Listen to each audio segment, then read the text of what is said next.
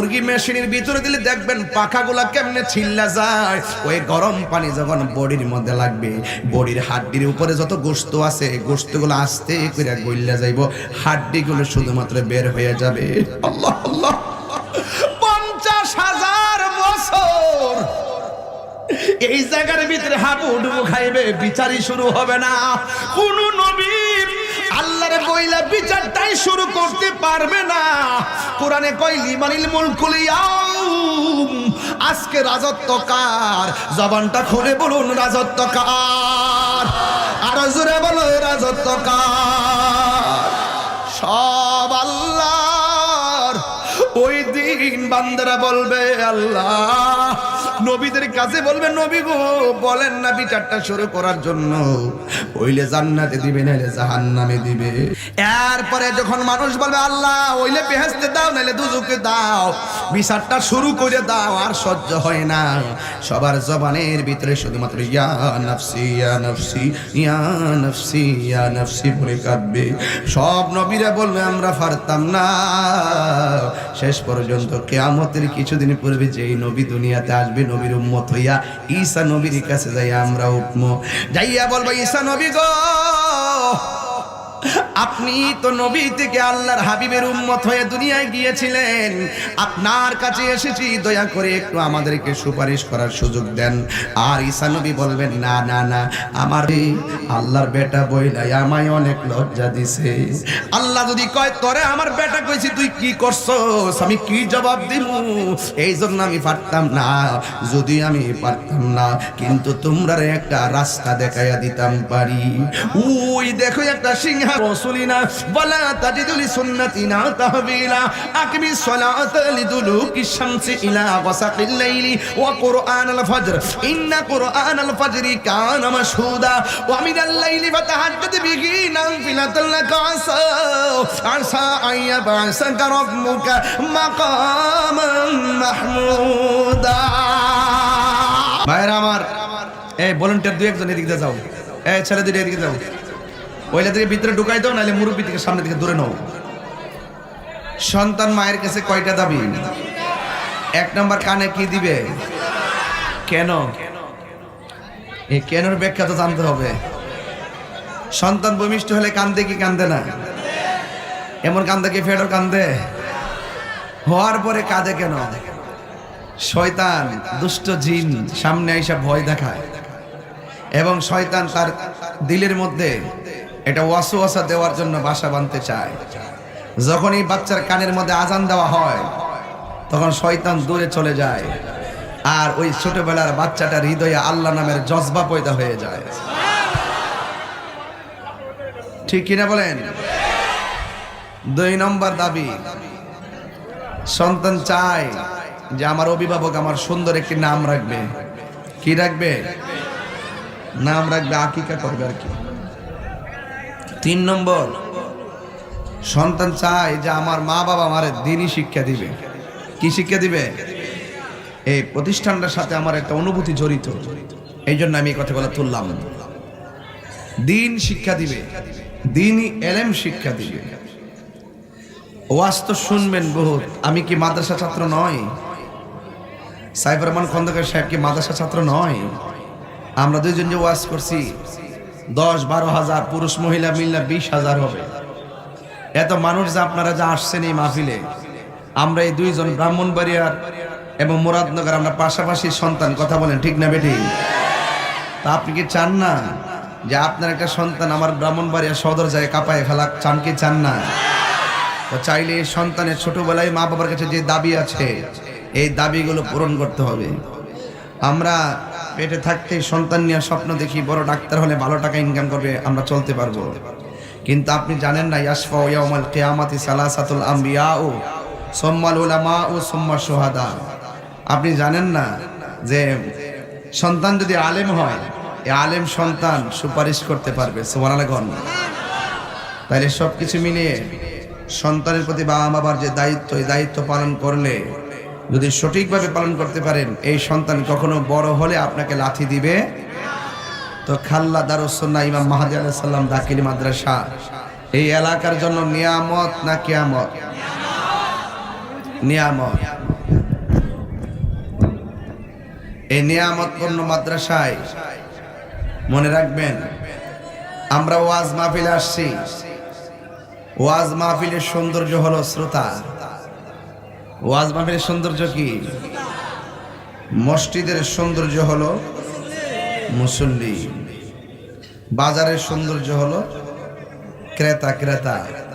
মারলে বয়ে থাকলে যদি কেউ না নে, ঠিক না বেটি? আর প্রতিষ্ঠানে মাদ্রাসা সৌন্দর্য হলো ছাত্রছাত্রী, ঠিক কিনা? আজকে থেকে নিয়ত করেন যে আমি একটা ছাত্রকে, আমার একটা ছেলেকে মাদ্রাসায় পড়াবো। কারণ এখানে আমি শুনছি হাফিজিয়া মাদ্রাসাও, আমি এতিমখানাও এখানে আছে। 3টা ছাত্রকে আমি পাগড়ি পড়াইছি। আপনার কাছে খুব বিরক্তি মনে হয়েছে, কিন্তু এই ছেলেগুলা যেই মা পেটে ধারণ করছে, ওই মা মনে মনে আল্লাহ আমার ফুতারে তাহির হুজুর আর সাইফুর রহমান হুজুরে পাগড়ি পরাই, আল্লাহ আমার পোলাটারে তুমি আলেম বানায়, কত দোয়া করতেছে। তা আমি বড় ভাগ্যবান যে আমি এই কোরআনের পাখিগুলার মাথায় পাগড়ি পরিয়ে দিয়েছি।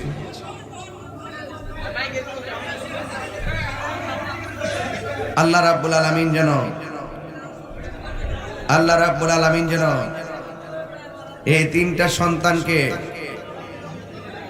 মর্দে মুজাহিদ হিসেবে কবুল করে, বলুন আমিন। ভাইরা আমার, হাজার হাজার মানুষ, এই মানুষগুলি প্রমাণ করে আমরা নবীর আশেক, আমরা নবীর পাগল। এই জন্য পাগলের মতোই পাগল হতে হবে, পাগলের মতো পাগল হতে হবে। টাকা না থাকলে কি হয়েছে? পয়সা না থাকলে কি হয়েছে? অন্তরে তো নবী আছে। যার কোটি টাকা আছে সে ধনী না, এটার ধনী কোনা। যার কোটি টাকা আছে তার ধনী কোনা। যার অন্তরে নবীর প্রেম আছে সেই লোকটাই ধনী। কথা বলেন ঠিক কিনা? যার মাঝে নবী আছে তিনি ধনী। তো এই মাদ্রাসাটা আমি শুনেছি এতিমখানা আছে। রাসূল করিম সাল্লাল্লাহু আলাইহি সাল্লাম বলেছেন, তোমরা এতিমের মাথায় মহব্বতে হাত বুলিয়ে দাও। ওই হাতের নিচে যতটা চুল থাকবে, মাথার চুল, আল্লাহ পাক সেই পরিমাণ নেকি হাত দেনেওয়ালার আমলনামায় লিখে দিবেন। বলছেন এতিমদেরকে তুমি ধাক্কা মেরে বের করে দিও না। এতিমদেরকে ধাক্কা মেরে বের করা যাবে না। কাহার যদি বাবা দুনিয়ায় না থাকে, ওই সন্তানকে কখনো বলতে হয় না যে বাপ সারা, এগুলা বলবেন না, কারণ পৃথিবীতে কেউ থাকবে না। তো আমি আপনাদের সামনে সমসাময়িক কিছু কথা বলবো। যেহেতু ইমাম মাহদী আলাইহিস সালাম নামটা এসে গেছে, নামটা যেহেতু এসে গেছে, আমি আমার থিওরি পাল্টায় ফেলাইলাম যে কেন এই নামে মাদ্রাসার নামকরণ। আমি এই মুহূর্তে যদি ইমাম মাহদী আলাইহিস সালামকে পেয়ে যাই, তিনি কিন্তু আসেন নাই, আসবে। ওনার নাম হবে মুহাম্মদ, পিতার নাম হবে আব্দুল্লাহ। সাউন্ড একটু মিষ্টি করে দাও, মনিটরে সাউন্ড একটু দিয়ে রাখলে, মশলা দাও, বাহিরে মাইকটা সাউন্ড দিয়ে দাও, আজকে এলাকা ছাগল করে দাও। আমার পরে আর বক্তা নাই যে তুমি এই যে মিস কল দিতেছে, শীষ ধরতেছে, কানের বরাবর একটা মাইক দিছে, শীষ ধরবার লাগে সালা কি করছে না, মাইক ভালো আছে, দেখুন ব্যবসা বন্ধ করে না।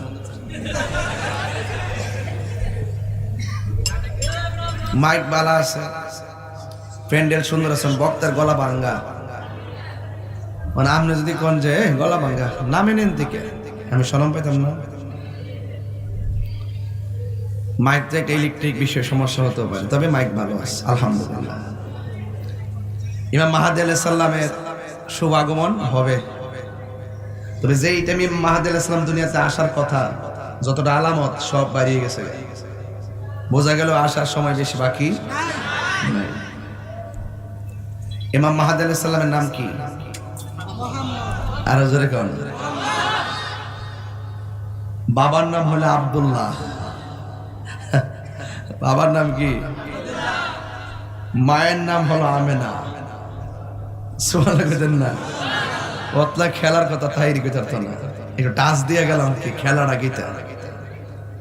এমন কোন জায়গা বাদ থাকবে না, এমন কোন এরিয়া বাদ থাকবে না যে জায়গাতে আল্লাহর মহব্বতের পতাকা উড়বে না, ঠিক কিনা বলেন?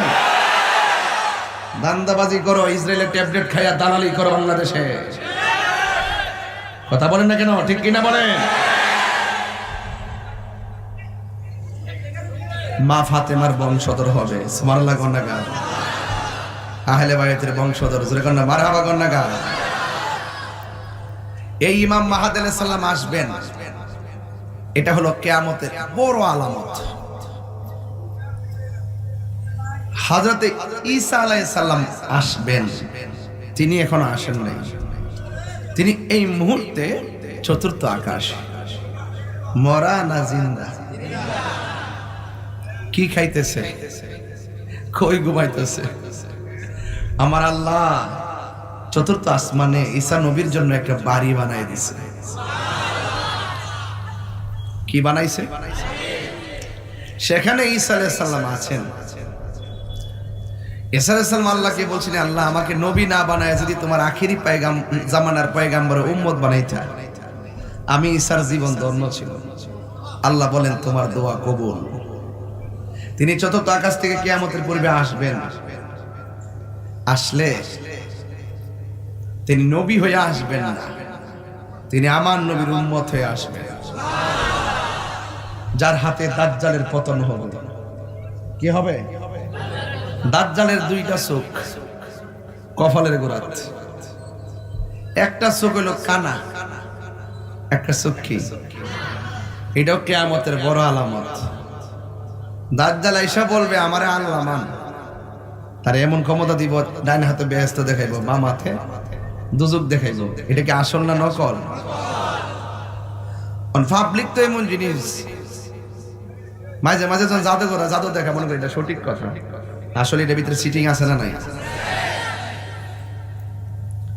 জাদু বিশ্বাস করা যাবে, টোনা বিশ্বাস করা যাবে, গণক বিশ্বাস করা যাবে না।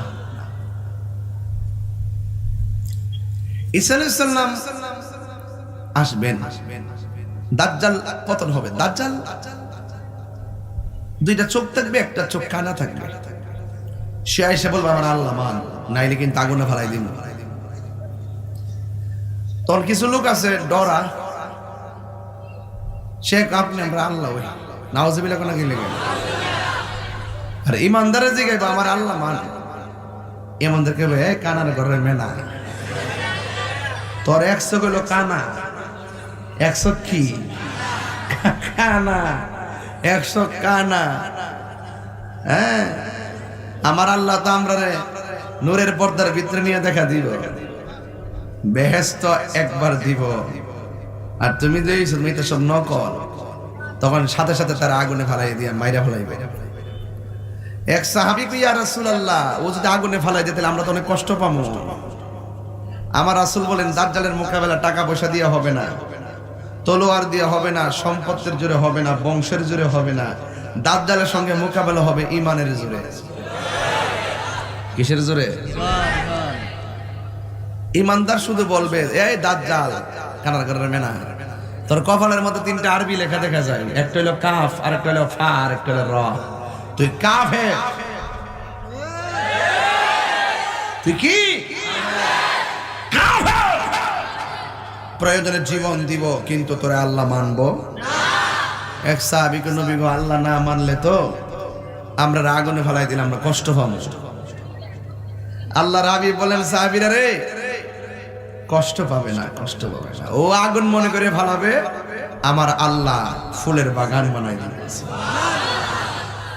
নমরুদের আগুন ইব্রাহিম নবীর কে ওই আগুনটা ফুলের বাগান বানাইছে কে? কুলনা ইয়া নারু কুনি বারদাও ওয়া সালামুন আলা ইব্রাহিম। এমন ঠান্ডা বানাইছে, বেশি ঠান্ডা বানাইছে না, গরমও বানাইছে না, আরামদায়ক ঠান্ডা। ইয়াজুস মাজুস আসবে, ইয়াজুস মাজুস, ওরা বিশাল দেহের অধিকারী, আসমানের কাছাকাছি মাথা থাকবে, কানগুলা উপর থেকে জমিনে লাগবে, এমন বড় বড় কান। এদের পায়ের নিচে মানুষগুলোরে পিঁপড়ার মতন ফালাইয়া হাতের মধ্যে লইয়া চাবাইয়া খাইয়া ফেলাইবে। এরা পানি তৃষ্ণা লাগলে নদীর মুখে এমনি দাঁড়াবে, মেঘনা নদীতে টান দিব, মেঘনা নদী শুকাই ফেলাইবে। এমন বৃহদাকার দুইজন দানব আসবে। আমার রাসূল বলেন দাজ্জালের ফিতনা, ইয়াজুজ মাজুজ এগুলো ভয়ঙ্কর ফিতনা। এগুলো থেকে বাঁচতে গেলে ঈমানের মাধ্যমে বাঁচতে হবে। কথা কর ঠিক না বেটি?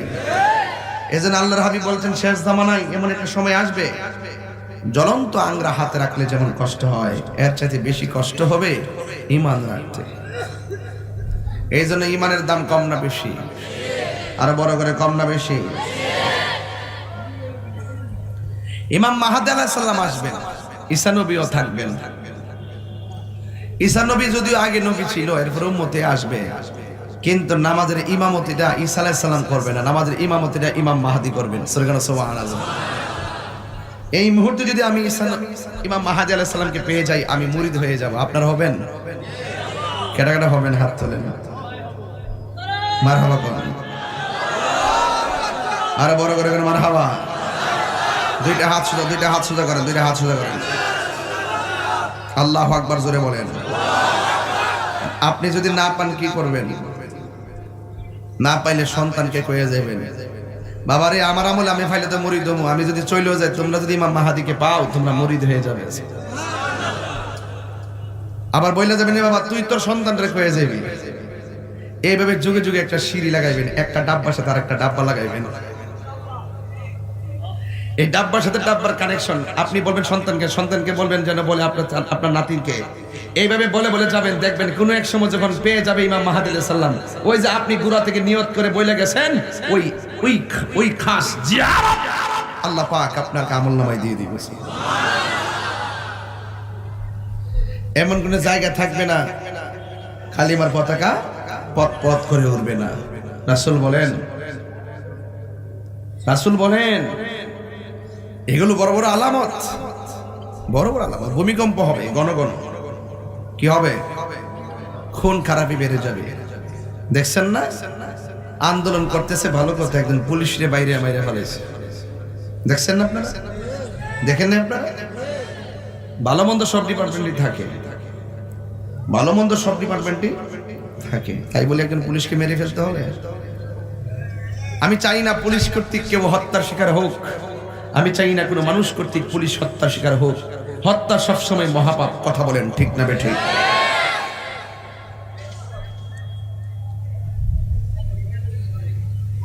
ফিতনা ফাসাদ বেড়ে যাবে, খুন বেড়ে যাবে। আসলে বাড়তেছে কিনা বলেন? আর জোরে কেন বাড়তেছে কিনা? বাড়তেছে। বাবার আমার, আল্লাহ রাব্বুল আলামিন কোরআনে বলেছেন ওয়াতাকুনুল জিবালু কালইহনিল মানফুশ। এমন একটা সময় আসবে এই দুনিয়ার জমিনে যত পাহাড়গুলো আছে, এই পাহাড়গুলো তোলার মতো আকাশে উড়ে যাবে। অথচ আমার আল্লাহ রাব্বুল আলামিন এই পাহাড়গুলোকে জমিনের জন্য পেরেক মেরেছিল। মদিনা থেকে বদরের যুদ্ধের প্রান্তে রওনা দিলাম। যাওয়ার সময় বীরে শেফা, বীর রাওয়াহা দেখলাম। বীরে শেফা হলো সেই কূপ। নবী বদরের যুদ্ধ থেকে সাহাবায়ে কেরামদেরকে ফেরার সময় সাহাবীরা খুব তৃষ্ণার্ত ছিলেন। বলছেন ইয়া রাসূলুল্লাহ বড় তৃষ্ণা লাগতেছে। আল্লাহর হাবিব বলেন কূপ থেকে পানি পান করে নাও। সাহাবায়ে কেরাম বললেন আমরা মুখের মধ্যে পানি দিয়েছি, পানিটা বড় লবণাক্ত লেগেছে, দুর্গন্ধ লেগেছে। ইয়া রাসূলুল্লাহ এত স্বাদহীন পানি পান করা যায় না। আল্লাহর হাবিব ওই কূপের মুখের মধ্যে গিয়ে কূপের ভিতরে থুতু মুবারক দিয়েছেন। সাহাবায়ে কেরাম বলতেছেন আমার নবী থুতু মুবারক দিতে দেরি, আমরা দেখলাম ওই কূপের পানি সুস্বাদু হয়ে গেছে। ওই কূপের পানি আমি পান করেছি, ওই কূপের পানি আমার আম্মা পান করেছে, ওই কূপের পানি আমার ভাই পান করেছে। আল্লাহর কসম করে বলি, এত নিচের পানিটা আমরা পান করেছি, এত স্বাদের পানি কোনোদিন জিহ্বার মাঝে লাগে নাই। বিজ্ঞান প্রমাণ করেছে এই পৃথিবীতে সবচেয়ে বিশুদ্ধ পানির নাম হলো ঝমঝমের পানি।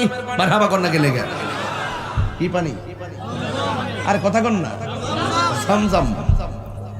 বিজ্ঞান প্রমাণ করেছে এই পৃথিবীতে সবচাইতে মজাদার পানি হলো, বৈশিষ্ট্য গুণাগুণ 100 পিওর এবং শিওর পানি হলো জমজমের পানি।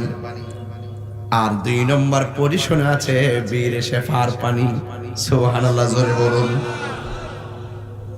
ডাবের পানি দাঁড়ায় পান করা নিষেধ আছে, পুকুরের পানি দাঁড়িয়ে পান করা নিষেধ আছে, টিউবওয়েলের পানি দাঁড়ায় পান করা নিষেধ আছে, পৃথিবীর একটা পানি দাঁড়ায় পান করা সুন্নাত। এই পানির নাম হলো জমজমের পানি। জমজমের পানি। আমি বলতে চেয়েছিলাম যুবক ভাইয়েরা আমার, আল্লাহর হাবিবের জীবনের প্রথম সামরিক যুদ্ধ, মুখোমুখি সম্মুখ যুদ্ধ, কাফেরদের সঙ্গে যে জায়গায় যুদ্ধ হয়েছেন জায়গাটার নাম হলো বদরের যুদ্ধ। আবু জাহিলারে কোন জায়গার মধ্যে গাড়া হয়েছে আমি দেখেছি। আর আমার নবী যখন যুদ্ধের ময়দান আল্লাহকে বলছে, আল্লাহ আমরা সৈন্য সংখ্যা কম, রমজান মাস, রোজা রাখা সবাই ক্লান্ত, কেমনে 1000 লোকের বিরুদ্ধে আমরা পারবো?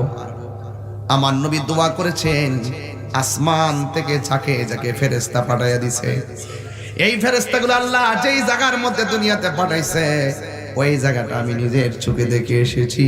জোরে কি সুবহানাল্লাহ বলা যাবে না? দেখতে যাওয়ার সময় I think about the situation, আমি ওই দেশের পরিস্থিতি নিয়ে আমি একটু চিন্তা করছি। আমি যাচ্ছি বদরের যুদ্ধের প্রান্তরে দেখার জন্য। আমি ডানে তাকায় দেখলাম অসংখ্য পাহাড়, বামে তাকায় দেখলাম অসংখ্য পাহাড়। মনে মনে ভাবলাম, এত পাহাড় আল্লাহ কেন সৃজন করেছেন? এই পাহাড়ে বাড়ি বানানো যায় না, এই পাহাড়ে জমিনের ফসল ফলানো যায় না, এই পাহাড় দিয়ে আল্লাহ কেন সৃষ্টি করেছেন উঁচা উঁচা পাহাড়?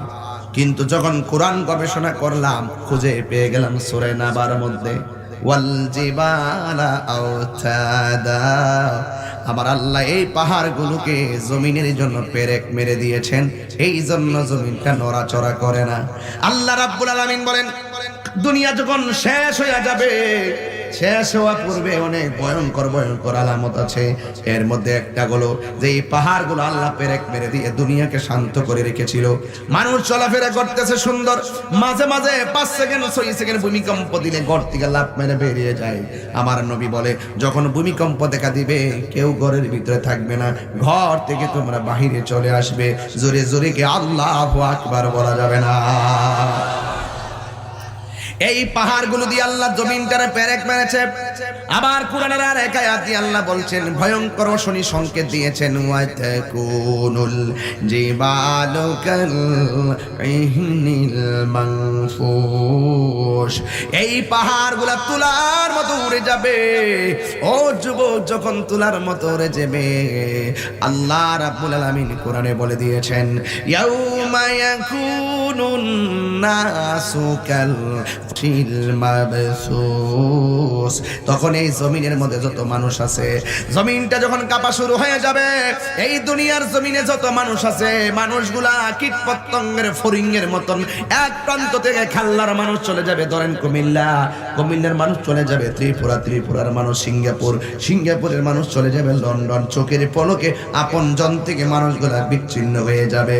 ইসাসুল জিলাতিল আরদু সিলসালাহা ওয়া আখরাজাতিল আরদু আসকালাহা। একটু তাফসীর করতেছেন, কি কষ্ট হইতেছে আপনারা? মাদ্রাসার মাহফিল তো, মাদ্রাসার ছাত্ররা যেন অনুপ্রাণিত হয় ওয়াজটা কিভাবে করতে হয়। দেখছেন আমি শানটান গাই, খুব মানুষ শুনে, আবার দার্থহীন কণ্ঠে বক্তব্য দিয়ে সেটাও শুনে। এখন আমি তাফসীর করতেছি, বোঝার জন্য কথা বলছি। তোমাদেরকে এই কোয়ালিটিগুলো অর্জন করতে হবে, কারণ একটা ওয়াজের ভিতরে ভ্যারাইটি শ্রোতা থাকে, প্রত্যেককেই তোমাকে খাবার দিতে হবে, প্রত্যেককেই না জানি কার মাঝে কোনটা গ্যাপ আছে, এই গ্যাপটাকে পূরণ করার জন্য তোমাকে লক্ষ্যমাত্রা বজায় রেখে কথা বলতে হবে। কথা বলেন ঠিক না বেঠিক? এই জন্য আমার যুবক ভাইরা, আল্লাহ রাব্বুল আলামিন বলেন, ইযা সুলসিলাতিল আরদু সিলসালাহা, যখন জমিনটা কম্পনে প্রকম্পিত হয়ে যাবে।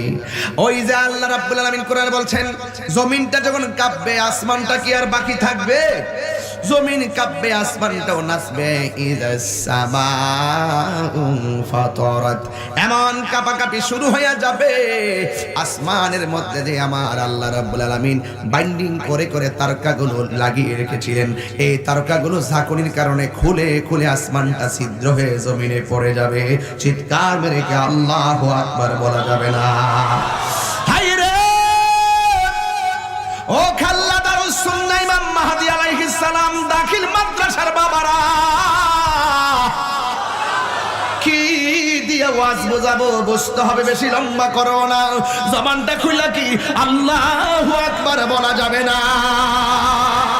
আল্লাহু আকবার বলে, খোদার কসম বাহাদুরি শেষ হয়ে যাবে। আসমান কাঁপবে, জমিন কাঁপবে, পাহাড়গুলো উড়ে যাবে, মানুষগুলা ফড়িংয়ের মতো ছিটকে যাবে, মায়ের বুক থেকে সন্তান আলাদা হয়ে যাবে, প্রতিবেশী থেকে প্রতিবেশী আলাদা হয়ে যাবে। সেই দিন আল্লাহ রহমত ছাড়া কোনো উপায় থাকবে না। যেই হাসরের ময়দানে আল্লাহর ছায়া বিনে কোনো ছায়া নাই, যেই বিভীষিকাময় প্রান্তরে আল্লাহর দয়া ছাড়া কোনো উপায়, কথা কন না কেন, কোনো উপায় নাই। ইযাস সামাউ ফাতারাত, আসমানটা বিদীর্ণ হয়ে যাবে। ওয়া ইযাল কাওয়াকিবু তাসারাত, এই আসমানের মধ্যে যতগুলা তারকা আছে সব খুলে খুলে জমিনে পড়ে যাবে। একটা তারকা কত বড় জানেন? এই দুনিয়ার কয়েক গুণ বেশি বড় একটা তারকা। তারকাগুলো খুলে পড়লে মানুষের অবস্থা কি হবে আপনি তো এটা নিজেই জানেন। মানুষ বলে, হায় রে কি হইতাছে, কি হইতাছে, কি হইতাছে। আমার নবীকে একদিন তো সমষ্টিগত কিয়ামত হয়ে যাবে, কিন্তু প্রত্যেকটা মানুষের জীবনে কিয়ামত আছে। ইয়া রাসূলুল্লাহ, প্রত্যেকটা মানুষের জীবনে আবার কিয়ামত কি? আমার নবী বলেন, আজরাইল যখন সামনে হাজির হয়ে যায়, মনে রাখবা প্রত্যেকটা মানুষের ওই মরণের সময়টারে কিয়ামত। কথা বলেন ঠিক কিনা? কিয়ামত। এই দুনিয়া ছেড়ে চলে যাব একদিন। সুবহানাল্লাহ বলুন না, আমি কি মিথ্যা কথা বলতেছি?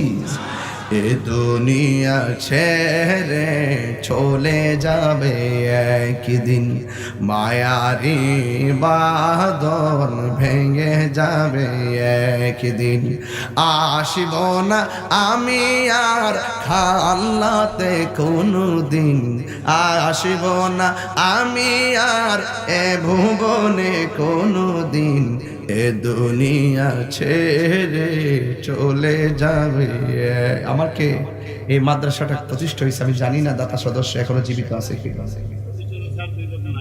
আপনি কি মনে করতেছেন আমি কি তাদেরকে স্মরণ করতে পারি না? যে মানুষগুলা জান প্রাণ দিয়ে এই মাদ্রাসাটাকে প্রতিষ্ঠা করার জন্য জায়গা দিয়েছেন, কালেকশন করেছেন, জান প্রাণ দিয়ে মাদ্রাসাটা দাঁড়ায় গিয়েছেন, আজকে সেই লোকগুলা কবরে চলে গেছে। আমি তো বিশ্বাস করি তারা সোনার ফসল ফলাই গেছে। এই জন্য আজকের প্রতিষ্ঠাতা এবং দাতা সদস্য, এই মানুষগুলার পরিবার পরিজন যারা বেঁচে আছে, তারা কিন্তু ওদেরকে ভালো করে মিস করতেছে। বাবা গো, তুমি মাদ্রাসা করার জন্য কত কষ্ট করে গেছো, কত টাকার জায়গা দিয়ে গেছো, আজকে তুমি তাকাইয়া দেখো তোমার মাদ্রাসা আজকে সোনাই সোহাগা হয়ে গেছে। হাজার হাজার মানুষ এসে গেছে, আমরা কি তাদের জন্য দোয়া করতে পারি না? এই জন্য বাবা আমিও চলে যাব, আপনি চলে যাবেন। এই জন্য আমি বলছি, এই যে বাড়ি গাড়ি ক্ষমতা সবই চলে যাব আমি পড়ে রবে সবই। দুনিয়ার মায়া সব, দুনিয়ার মায়া সব চলে যাবে একদিন, এ দুনিয়া ছেড়ে চলে যাব একদিন, মায়ারি বাঁধন ভেঙে যাবে একদিন। হাজার হাজার মানুষ আমার সামনে বসা, মনে করবেন আমি বুঝি হাসি খুশি করতে জিন্দেগি করি, না না, রাতের বেলা ঘুমাইলে আপনাদেরকে মিস করি। আল্লাহ, হাজার হাজার মানুষ নিয়ে ওয়াজ করে আসছি, আমি মইরা গেলে অনেকে ফেসবুকে জানতে পারবে, কিন্তু হাজার লোকের ভিড়ে কত আশেক ওয়াজ শুনছে, এই মানুষগুলা চলে গেলে তো আমি শুনতে পারবো না। জিজ্ঞাসা করে চোখের পানি ফেলায় কান্দেন কেন? আমি বলি কান্দি একটা মাত্র কারণে, এত হাজার হাজার মানুষ আমার ওয়াজে থাকে, আমি যদি যেদিন মৃত্যুর বিছানায় শুয়ে যাব, আমার যদি মরণ কষ্ট শুরু হয়ে যায়, আমার কষ্টের ভাগ একটা মানুষ নিতে পারবে না। কথা বলেন না ঠিক কিনা? হাই রে বন্ধু, ও কাল্লার বাবা, আমি কি দিয়া বুঝামু, দুনিয়াটা একদিন ফানা হয়ে যাবে। কুল্লু মান আলাইহা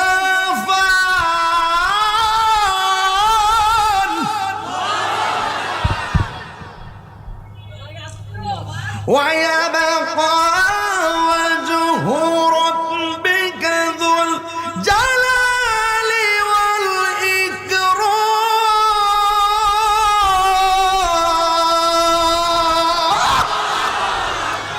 আল্লাহর কসম, এত সুন্দর পৃথিবী ধ্বংস হয়ে যাবে, এত সুন্দর মায়ার বান্দা পানিতে ভেসে যাবে। বান্দারে, তোমাকে কিসের রব থেকে দূরে সরাইয়া দিল? আল্লাহ দিয়ে খলা কি ইজা কিরামান কাতিবিনা ইয়ালামুনা মা তাফালুন মা গাররাকা বিরাব্বিকাল কারীম। কিসে তোমার রব থেকে তোমাকে ছিটকে দিল? তোমার রব থেকে কে তোমাকে দূরে সরাই দিল? তুমি কি জানো না তোমার রব তোমাকে মায়া করে সৃষ্টি করেছে? কত যে মায়া আল্লাহ আমাদেরকে সৃষ্টি করে করেছেন, কত যে আল্লাহ আমাদের এই প্রজন্মকে কত মায়া করেছেন। আমরা এমন একজন নবী পাইছি, শ্রেষ্ঠ নবী, এমন একটা গ্রন্থ পাইছি, শ্রেষ্ঠ গ্রন্থ, এমন একটা দিন পেয়েছি, ধর্ম 24,000 পয়গম্বর থেকে সবচাইতে বেশি দয়া করছে উম্মতি মুহাম্মদীকে। কথা কি বুঝেন না? আমার কথা বুঝেন না আপনারা? এই জন্য আমার যুবক ভাইয়েরা, আমি বেশি লম্বা করব না, এই জন্য শুরুতেই ওয়াজ শুরু করে দিলাম। কালকে জুমা, আল্লাহ রাব্বুল আলামিন কুরআনুল কারীমের মধ্যে বলেছেন, ইয়াউমা ইয়াকুনুন নাসু কাল ফারাশিল মাবসুস। যখন দুনিয়াটা কাঁপতে শুরু করবে, ইজাজুল জিলাতিল জালজালা শুরু হয়ে যাবে। জালজালা মানে কম্পন। কম্পন শুরু হওয়ার পর মানুষগুলা যখন এলোমেলো ছোটাছুটি করবে, ওয়া আখরাজাতিল আরদু আসকালাহা, জমিনগুলো তার নিচের বোঝাগুলো বের করে দিবে। আমার নবী, আপনার নবী বলেন, যখন কিয়ামতটা শুরু হবে, জমিনটা এমন ভাবে কাঁপবে, কম্পনের ব্যাখ্যা করতে গিয়ে আমার নবী বলেছেন, ওই মুহূর্তে পৃথিবীতে কোনো মহিলা থাকবে 3 মাসের গর্ভবতী, কোন মহিলা থাকবে 5 মাসের গর্ভবতী, কোন মহিলা থাকবে 8 মাসের গর্ভবতী। জমিনটা এমন ভাবে কাঁপতে শুরু করবে, 8 মাসের বাচ্চাটা অটোমেটিক ডেলিভারি হয়ে নিচে বের হয়ে যাবে, রক্ত ঘর লাল হয়ে যাবে। সন্তান বলবে, কি ব্যাপার, আমার মার নিচ দিয়ে রক্ত ঝরে কেন, ঘরটা কেন রক্ত লাল হয়ে গেল? স্বামী বলবে, আমার ঘর কেন লাল হয়ে গেল? সবাই বলবে, ওয়াকালাল ইনসানু মালাহা, কি হইলো, কি হইলো? জমিনটা কাঁপতেছে কেন, আসমানটা নাচতেছে কেন, তারকা খুলে পড়তেছে কেন, ডেলিভারি হয়ে যাচ্ছে কেন? কথাই একটাই, কুল্লু মান আলাইহা ফান। সব ধ্বংস হয়ে যাবে, মার পেট থেকে সন্তান বের হয়ে যাবে, সব লন্ডভন্ড হয়ে যাবে। এ যুবকের দল, আমি বলছিলাম দুনিয়াতে দাজ্জাল আসবে, মনে আসেনি? আমার রাসূল বলেন, সবচেয়ে বড় ফিতনা হলো দাজ্জালের ফিতনা। এই দাজ্জাল আসার আগে ছোট দাজ্জাল এসে গেছে, এটি কি বলা হয়? সেমি দাজ্জাল। কথা বলেন ঠিক কিনা? এই সেমি দাজ্জাল হলো ইসরাইল, ঠিক না বেটি? সেমি দাজ্জাল কেডা? ইসরাইল। ইসরাইল ওরা তো বাদাম্মার ঘরের বাদাম্মা, এদের বাড়ি কি ফিলিস্তিন ছিল? হিটলার যখন কয়েক লক্ষরে ড্রামে ডুহায়া আর ভিতরে যখন বন্দি করে আগুন দিয়ে জ্বালাই দিছে পেট্রোল মাইরা, কিছু যখন রয়ে গেছে এগুলা নদী দিয়ে বাইশায়া ওই রোহিঙ্গার মতন যেমন বাংলাদেশে আশ্রয় নিয়েছে, ঠিক এভাবেই আইসা লাগছিল ফিলিস্তিনে, কইছিল আব্বা আমরা একটা জায়গা দিব। তখন মায়া ফিরে জায়গা দিছিল। আমার তো ডর লাগে এই রোহিঙ্গা লইয়া, কোন দিন জানে কোন কাম ঘটে, কারণ এখানের ভিতরে কিন্তু বিভিন্ন শ্রেণীর লোক কিন্তু ঢুকে যেতে পারে। কথা কোন ঠিক না বেঠিক?